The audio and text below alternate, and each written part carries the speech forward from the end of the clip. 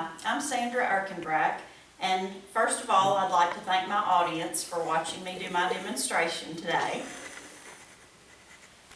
And I'm going to show you how to make a birdhouse from a terracotta flower pot. You can get any type of flower pot as far as size, although I chose an 8-inch one. You do want to have plywood, which would be about 1/4 inch thick.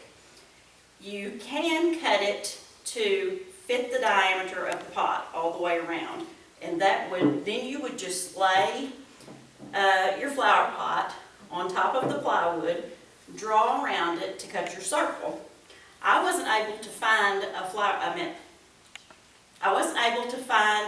eye bolt that was long enough for this pot.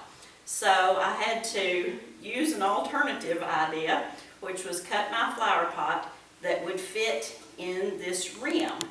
So you would run your eye bolt down through the center, and you would have already previously cut a hole right in the center that's the size of the eye bolt. When you buy the eye bolt, it tells you what size it is. This one was a 5/8 inch. So then you know what size hole to cut. They do come with these nuts, and so you would tighten it, and when you drill your hole, this makes the base, the bottom part of the birdhouse. So after you do all that, if you have any silicone already, you might want to put a few drops around and right in the very center to make sure that it doesn't leak. But rather than spending the money to get a whole tube, you could just use a little bit of candle wax, mainly so it won't leak in on the birds. After that, if you're just going to use it for decorative purposes, you wouldn't have to do anything extra to it. Although if you want to paint any decorative items like flowers, fish, other animals on here, you would probably need to use a clear coat to make sure it's protected and it will last longer. If you're going to put it outside for a real birdhouse, you would need to make sure you used indoor-outdoor paint. And when you decide where to hang it, wrens, which is typically what these were recommended for.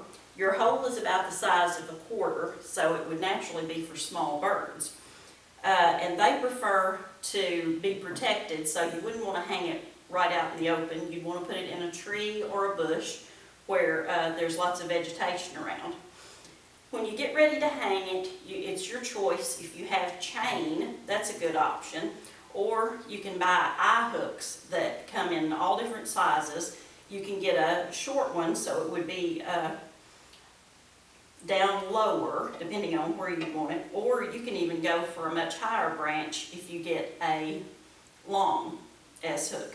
And these are very inexpensive too. You can get them at any area that sells flowers or Walmart, any discount store. And so after all that, I went online and looked up lots of pictures about ideas and settled on the cat.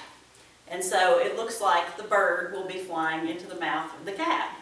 And I thought this was rather original, and so I hope you like it.